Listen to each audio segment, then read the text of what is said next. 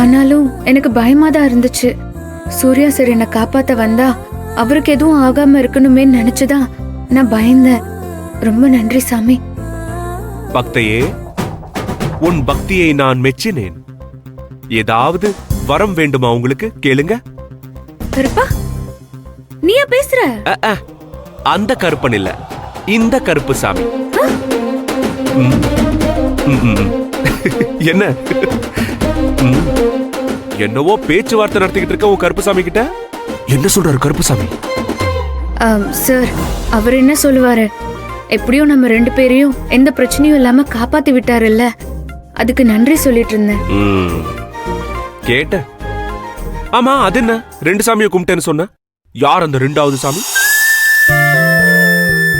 யாரு, நானா? ஐயோப்பா, நான் சாமி எல்லாம் கிடையாது, ஆசாமி தான்.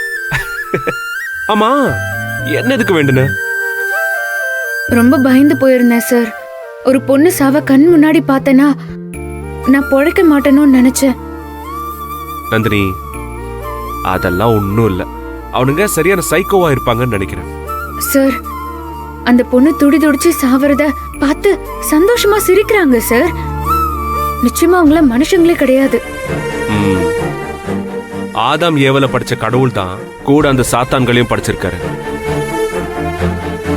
ஆனா ஒண்ணு, அவனுங்களை அடிச்சு கைய கால உடைச்சிருக்கணும். அதுக்குள்ள அங்க போலீஸ் வந்துருச்சு. Bad luck. சார், மனுஷங்களுக்கு இப்படியெல்லாமா கோபம் வரும்? அவங்க கிட்ட இருந்தது கோபம் இல்ல சார், அது ஒரு மாதிரி வெறி. அந்த பொண்ணுங்க அவனுங்களை ஏதோ தப்பா பேசிச்சான், அதனால அந்த பொண்ணை கொலை பண்ணாங்க.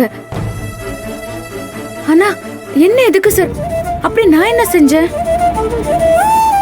எனக்கும் அதான் புரியல. ஒரு அப்பாவி பொண்ணை கொண்டுட்டானுங்க. ஆனா இதோ பாரு, அவனுங்களுக்கு நிச்சயமா தண்டனை கிடைச்சிரும் நந்தினி. ஆனா அதெல்லாம் ஓகே நந்தினி, எனக்கு ஒரு விஷயம் தான் புரியவே இல்ல. சாதாரண ஒரு ரோட் ரேஸ் இன்சிடென்ட்காக அவனுங்க இவ்வளவு எக்ஸ்ட்ரீமாவா செய்வானுங்க? இல்ல ஒருவேளை ஏன் மேல கோவம் இருந்தாலும் இந்த அளவுக்கு போறதெல்லாம் எனக்கு ரொம்ப டூ மச்சா தெரியுது. ஆனா ஷூர், அவங்க மனசுல வேற ஏதாச்சும் மோட்டிவ் இருந்திருக்குமா? சார், என்ன சார் சொல்றீங்க? எனக்கு ஒண்ணும் புரியல. இத பாரு, ஒரு குட்டி விஷயத்துக்குலாம் அவனுங்க இந்த அளவுக்கா போவானுங்க?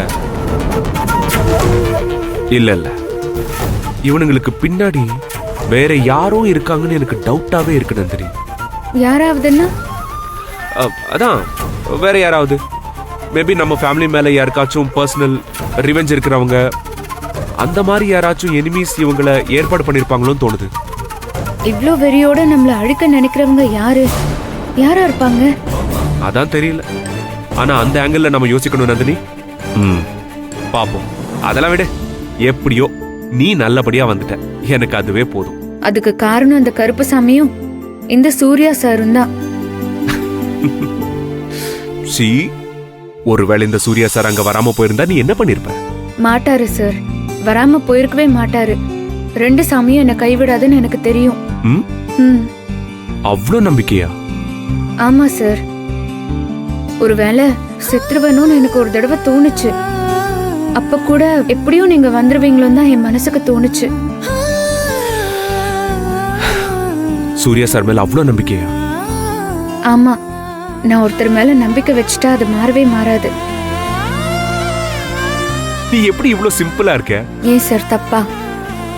இல்ல இல்ல, தப்பெல்லாம் இல்ல. நீ இப்படியே இரு, இதுதான் உனக்கு அழகே.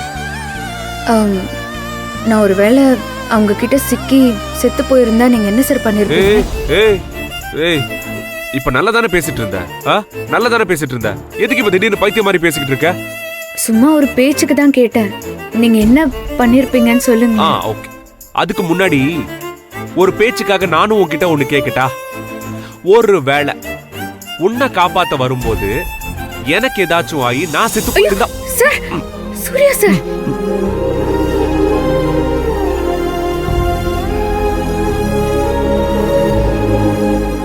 சாமி முன்னாடி என்ன பேச்சு பேசிட்டு இருக்கீங்க? இனிமே விளையாட்டு கூட இப்படி எல்லாம் சொல்லாதீங்க.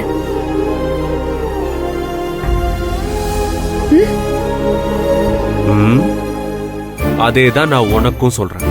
நீ சொல்லும் போதும் எனக்கு இங்க அப்படியே தான் வலிக்குது, புரியுதா? இனிமே நீ இந்த மாதிரி எல்லாம் விளையாட்டுக்கு கூட சொல்லக்கூடாது.